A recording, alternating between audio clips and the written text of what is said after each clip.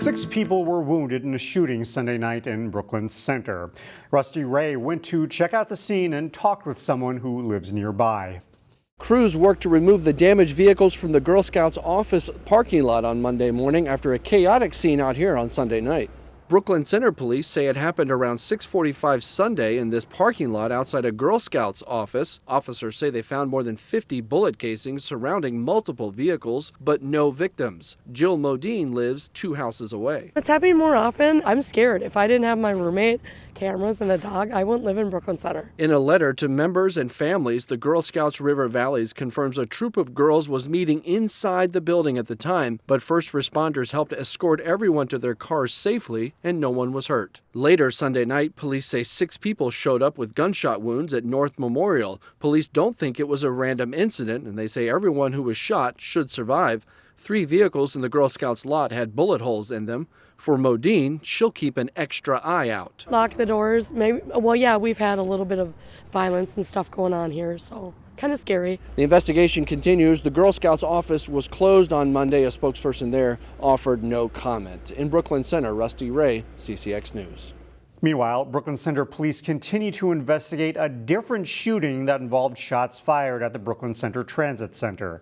Officers responded at 8 p.m. Sunday, about an hour and 15 minutes after the earlier shooting. According to Brooklyn Center police, there was a previous altercation at the bus stop that led to one person chasing after and firing shots at another person. Nobody was injured in the shooting, though a passerby's vehicle was struck by the gunfire. Police did arrest the suspected shooter in the case, and charges are pending. A Plymouth mother whose son was the victim of a hit-and-run incident nearly 2 years ago is now trying to take on a more active role in educating people about traumatic brain injuries. I had a chance to speak to her about her message. The intersection of Rockford Road and Vicksburg Lane is a relatively nondescript area, as drivers simply try to get from point A to point B. But for Pamela Mason, life will never be the same. It's a spot that changed her life forever. In September of 2021, her 19-year-old son, Austin, was out on a bike ride with a friend. They were on their way home, and around 8:20 or so that evening, they were making their way through the crosswalk when Austin was hit by a speeding car. A speeding car that just kept going. So far, nobody has come forward to accept responsibility. Even more heartbreaking is the fact that the incident left Austin with a severe traumatic brain injury and the inability to walk, speak, or see.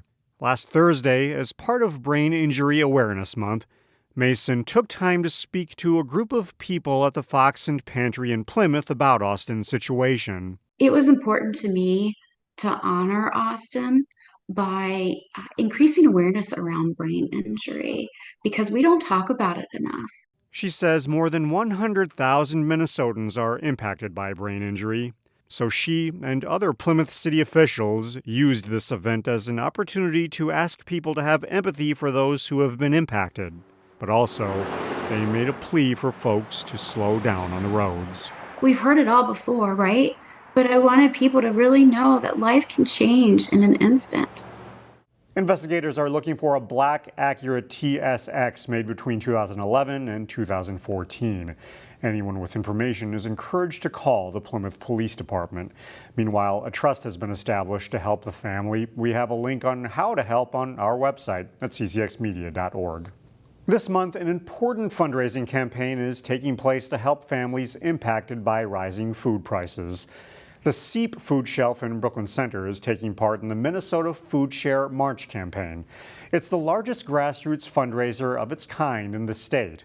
For CEAP, the goal is to raise $200,000 and collect 150,000 pounds of food by April 9th. CEAP, like other food shelves, has experienced a surge in visits as government pandemic-related assistance has ended. Visits to Minnesota food shelves hit a record high in 2022, and CEAP continues to see an increase in first-time visitors to our food market. For neighbors who were already living paycheck to paycheck, inflation is an ongoing crisis. As pandemic support programs like Emergency SNAP come to an end, CEAP is our community safety net that's here to fill that gap, but we need our community support to do so. CEAP shares about 500,000 meals each month through its food assistance program. For more information on where you can drop off non-perishable items or make a financial donation, go to our website, ccxmedia.org. A new business catering to the growing sport of pickleball is getting set to open in Brooklyn Park. Pickle in the Middle plans to occupy a portion of an industrial building just north of Interstate 694 between Winnetka and West Broadway Avenues. The site was previously occupied by a nonprofit. Pickle in the Middle will have 5 pickleball courts and plans to be open from 7 in the morning until 10 at night. Once the business gets the final okay from the Brooklyn Park City Council, the business can open. Opening day is planned for April 1st. The melting of snow has given way to added signs of spring. Photojournalist Dustin Scholl helped capture the shift in seasons as seen along a creek in Brooklyn Park.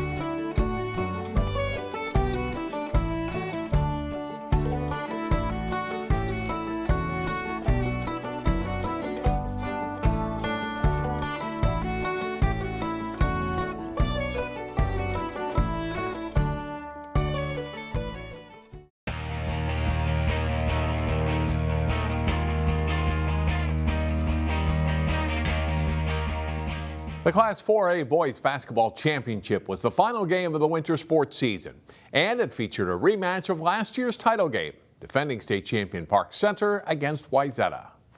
The Pirates coming into the game with a record of 28-2, the Trojans 26-4. Fast start for Park Center. Cash Chavis with a spin move to the basket.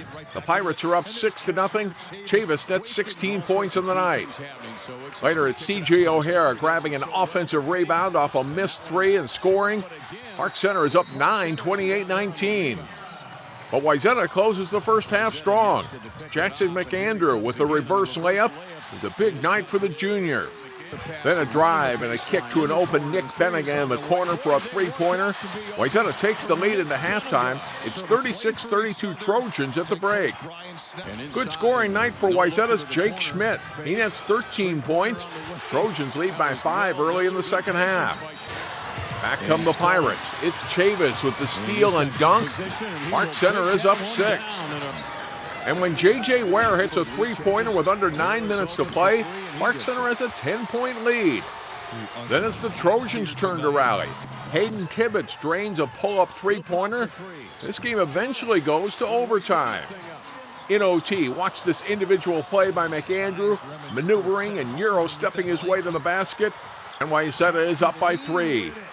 Jackson Folks, who made the all-tournament team, answers for a 3 for the Pirates, and the game is tied at 71. But it's McAndrew, who led all scorers with 25 points, knocking down a triple to give Wayzata the lead for good.